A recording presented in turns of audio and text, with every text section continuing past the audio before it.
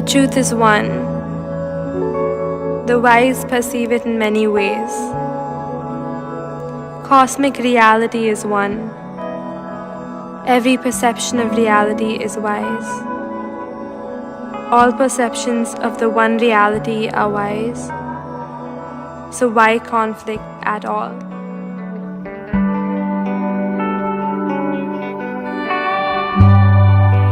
एकम साथ विब्रहाय बहुधा वदन्ति एकम साथ विब्रहाय बहुधा वदन्ति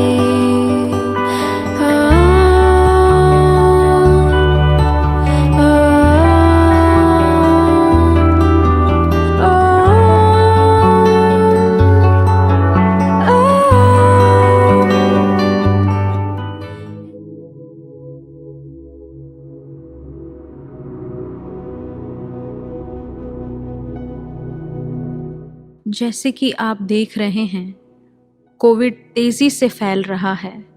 सैकड़ों लोग इससे पीड़ित हो रहे हैं।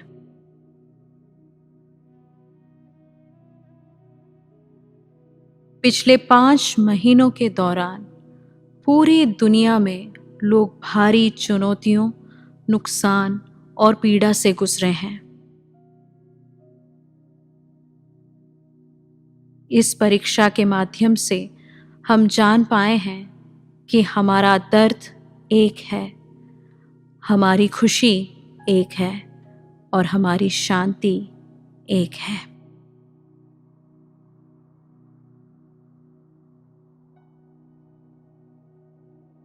अगर हमें इस वायरस के खतरे को समाप्त करना है तो हमें अपने चैतन्य की सामूहिक शक्ति को एक साथ लाना होगा। हमारे दिलों में एक ही संकल्प होना है।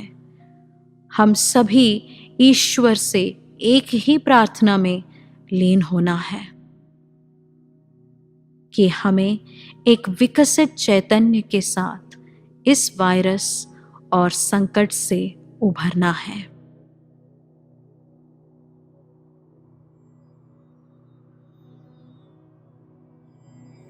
आइए अब हम प्रार्थना में आगे बढ़ते हैं। अपने दोनों हाथों को प्रणाम मुद्रा में हृदय के पास रखिए। धीरे से आंखें बंद करते हुए प्रार्थना कीजिए।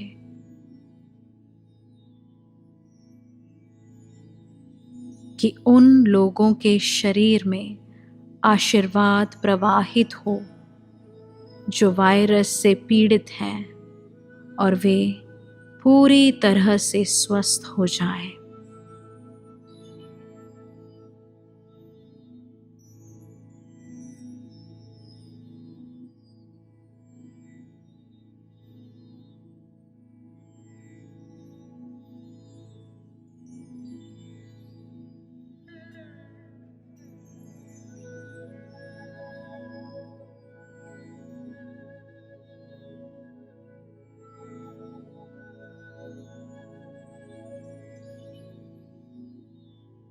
भगवान से प्रार्थना कीजिए कि इस वायरस से हम जल्द मुक्त हों और एक विकसित प्रजाति के रूप में उभरें जो सभी जीवों की परवाह कर सके।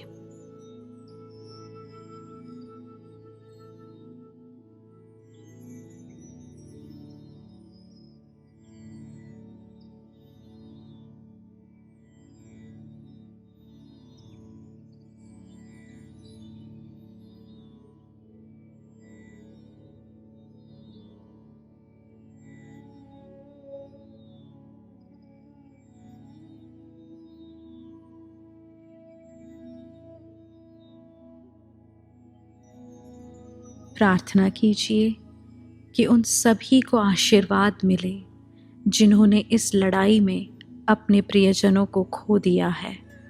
उनके दिलों में घाव हील हों और उन्हें शांति मिले।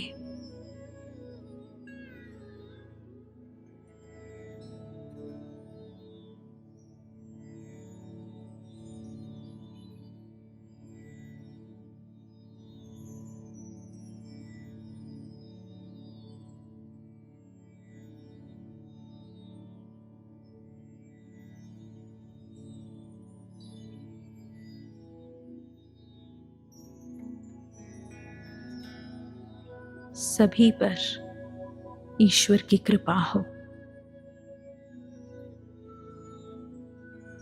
धीरे से अपनी हाथों को रिलैक्स कीजिए और अपनी आंखें खोलिए। नमस्ते।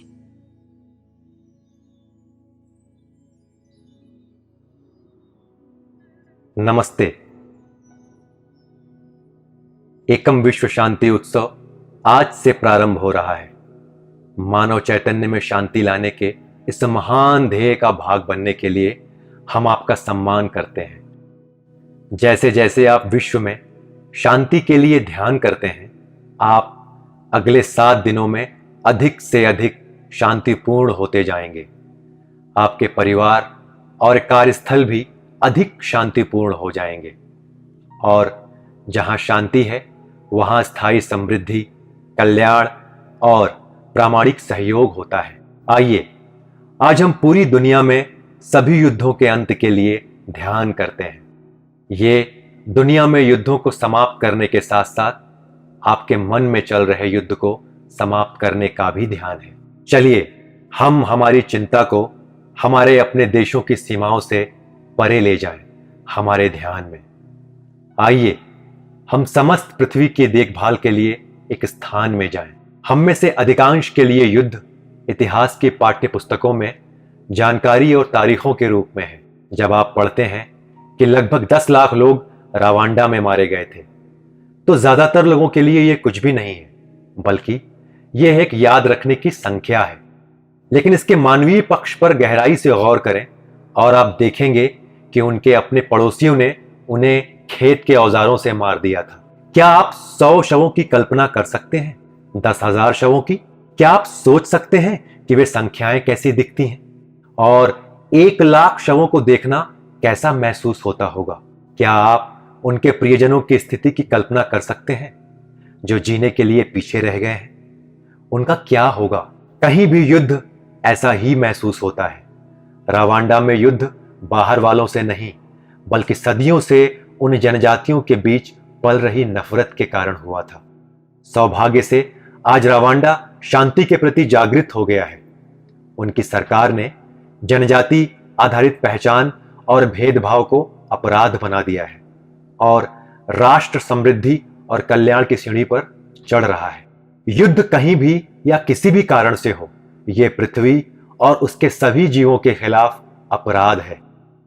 चाहे धर्म, जाति या किसी अलग विचारधारा के नाम पर या देशभक्ति के नाम पर ही क्यों ना लड़ा जाए, युद्ध क्रूरता है। क्या आपने कभी देखा है कि लूट और नफरत के कारण कभी कोई युद्ध नहीं लड़ा गया? ये शक्ति, विस्तार, धन और सुख का अनियंत्रित लालच है जिससे कई निर्दोष लोग, जानवर और पेड़ मारे जाते हैं। पूरे पारिस्थितिकी तंत्र, अर्थव्यवस्थाएं नष्ट होते हैं और मासूमियत और आनंद की पीढ़ियां बर्बाद हो जाती हैं। युद्ध अकाल पैदा करता है, संसाधनों से वंचित कर देता है। क्या आप जानते हैं कि युद्ध पर हर साल किए जाने वाले खर्च के मात्र 3% से भी कम पैसे से हम दुनिया में भुखमरी को खत्म कर सकते हैं? युद्ध की तैयारी में हम जो भी खर्च करते हैं उसका 1% से भी कम के साथ हम दुनिया में पीने के पानी की समस्याओं को समाप्त कर सकते हैं। यह एक व्यक्ति की ऊर्जा की तरह है। यदि आप मूर्ख हैं तो आप अपनी पूरी ऊर्जा नफरत और अपने आसपास के अन्य लोगों से लड़ने पर खर्च करेंगे। तब आप अपने जीवन में कुछ भी नहीं बनाते। यदि आप समझदार हैं तो आप अपना समय और ऊर्जा वृद्धि में लगाएंगे। क्या परिवार, संगठन और व्यक्ति भी ऐसे नहीं हैं? युद्ध अनिवार्य रूप से मारने और नष्ट करने का मिशन है और इस समय पृथ्वी को सबसे अधिक पोषण और शांति की आवश्यकता है। अभी भी कई देशों में युद्ध का माहौल है, अपने पड़ोसियों के साथ और अपनी सीमाओं के भीतर। इतने सारे युद्ध पृथ्वी पर लड़े गए हैं, लेकिन एक युद्ध है जो पिछले 70,000 वर्षों से समाप्त नहीं हुआ है और ये मानव मन में व्याप्त युद्ध है। हर व्यक्ति का मन और हृदय एक हिंसक युद्ध भूमि बन गया है। आंतरिक रूप से आप लंबे समय तक शांति में नहीं होते हैं। आप कभी विश्राम में नहीं होते हैं। आप अपने जीवन साथी, अपनी माँ, पिता, बच्चे, सहकर्मी, बॉस और पड़ोसी के साथ विवादित हैं। मैं की भावना जितनी मजबूत होगी, उतना अधिक आप दूसरों के साथ संघर्ष करेंगे, उन पर नियंत्रण और हावी होना चाहेंगे। जब दूसरे आपकी बात नहीं मानते तो आप जल्दी बुरा मान जाते हैं। अंतरंग में आप उन्हें अपना शत्रु बना लेते हैं। जो आपकी इच्छा पूरी नहीं करता वो आपका शत्रु बन जाता है। दुर्भाग्यवश यह एक जागृत ना हुए व्यक्ति की स्थिति है। अफसोस की बात यह है कि यह आंतरिक युद्ध सबसे अधिक जनहानि को उत्पन्न करते हैं। कितने लोग एक संघर्षमय व्यक्ति के रूप में जीते हैं और मर जाते हैं, यहां तक कि नींद में वे बुरे सपनों से ग्रस्त होते हैं। क्या आपसे पहली वाली पीढ़ियां ऐसे नहीं जीती थीं? क्या आप ऐसे जीवन को जीना चाहते हैं और अपने आने वाली पीढ़ी को इस प्रकार जीवन जीने देना चाहते हैं? यह आपके जागने का समय है। यह समय है जब आप अपने स्थिर शांत स्वभाव की वास्तविक प्रकृति के प्रति जागृत हो। यह महत्वपूर्ण है कि अधिक से अधिक लोग संघर्ष की अपनी स्थिति से जागें और शांति की जागृत स्थिति की ओर बढ़ें, क्योंकि यह हमारी सामूहिक हिंसा है जो युद्ध के रूप में बहती है। इसलिए हमारा दायित्व है कि हम अपने संघर्षों से प्रेरित मन को स्थिर शांति के अपने वास्तविक प्रकृति के प्रति जागृत करें।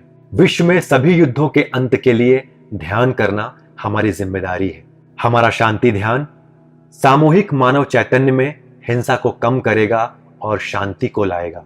जैसे आप पृथ्वी पर युद्ध की समाप्ति के लिए ध्यान करते हैं, आप देखेंगे कि आपके अपने परिवारों, संगठनों और पड़ोस में अधिक से अधिक शांति का शासन होगा। तो क्या हम शांति ध्यान में जाएं? कृपया अपनी आंखों को बंद कीजिए। अपने दोनों हाथों को हृदय स्थान पर रखिए। चलिए हम आज के शांति ध्यान के संकल्प के साथ जुड़ते हैं कि हम हमारे परिवारों में, समाज और विश्व में शांति के वाहन बने। हिंसा और द्वेष की शक्ति को नष्ट करें जो मानवता को युद्ध के लिए प्रेरित करती है, और मानव चैतन्य में शांति के लिए योगदान दें।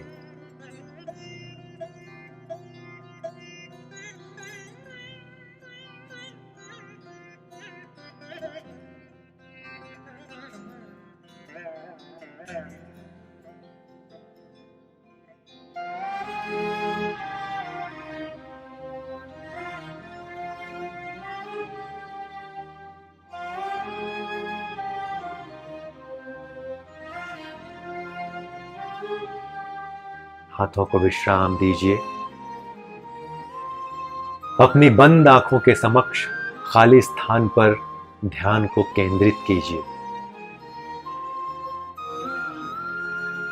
उस परिस्थिति पर चिंतन कीजिए जब आपने हाल में किसी के प्रति द्वेष को महसूस किया।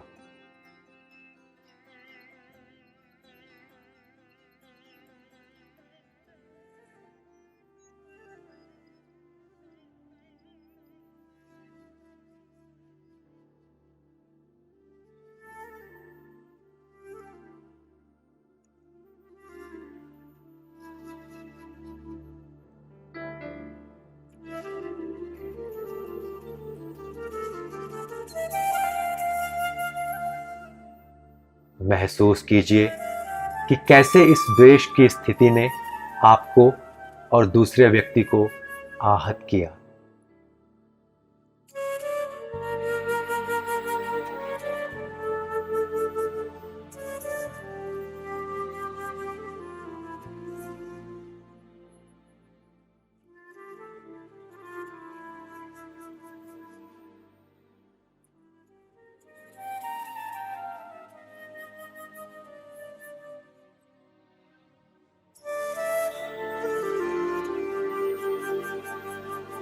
आइए हम अपने भीतर की इस द्वेष और हिंसा से मुक्त हों जो हमारे जीवन में, हमारे परिवार में और विश्व में दुख को बढ़ा रही है।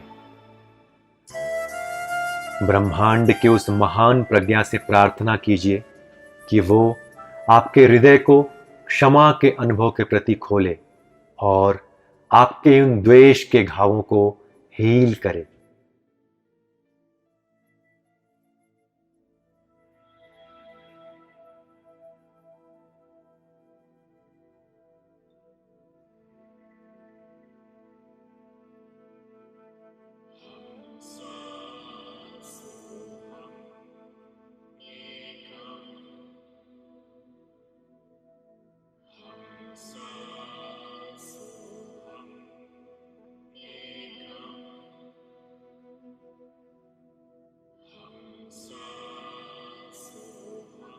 उस व्यक्ति को याद कीजिए और कहिए, मैं आपको क्षमा करता हूं। मैंने जो आपको दुख दिया उसके लिए मुझे क्षमा कीजिए।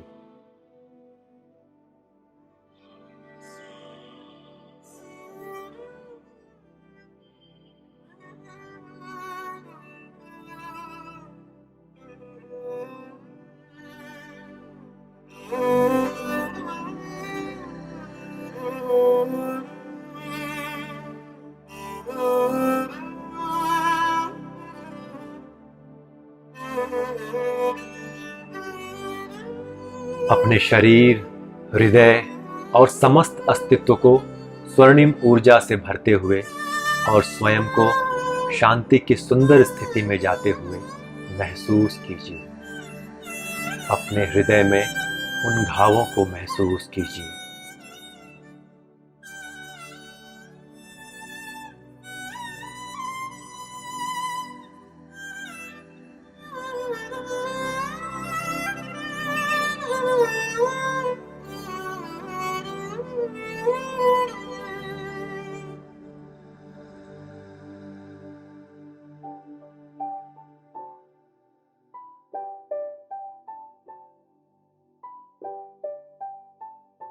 आपकी शांति ऊर्जाओं को उन सब लोगों में प्रवाहित होते हुए देखिए जिन्होंने अपने जीवन में युद्ध के कारण हुई पीड़ा और विनाश को अनुभव किया है।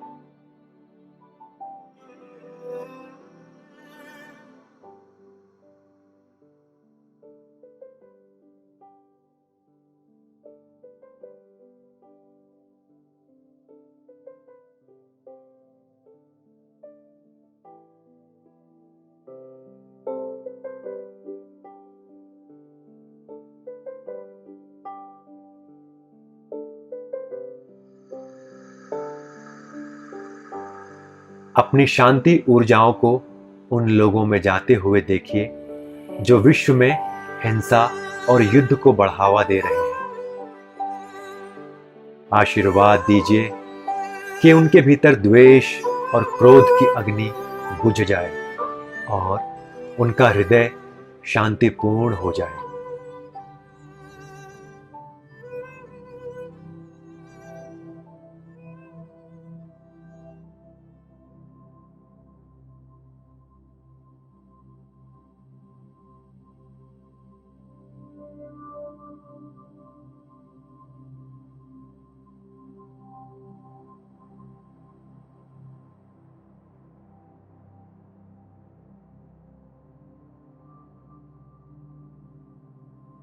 धीरे से आंखें खोलते हुए शांति ज्योति को देखिए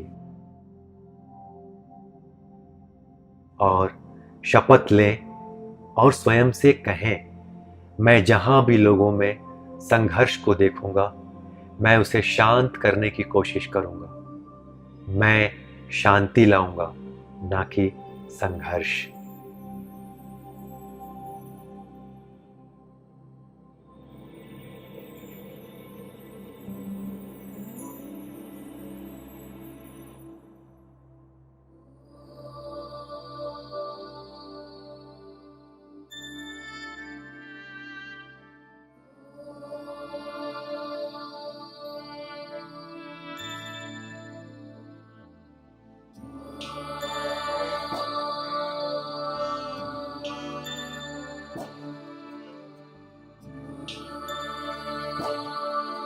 अपने हृदय को शांति के प्रति जागृत होते हुए महसूस कीजिए। अपने प्रियजनों के हृदयों को शांति के प्रति जागृत होते हुए महसूस कीजिए। पृथ्वी के प्रत्येक प्राणी में शांति को प्रवाहित होते हुए महसूस कीजिए। सर्वेषां शान्तिर्भवतु, सर्वेषां पूर्णं भवतु, सर्वेषां मङ्गलं भवतु,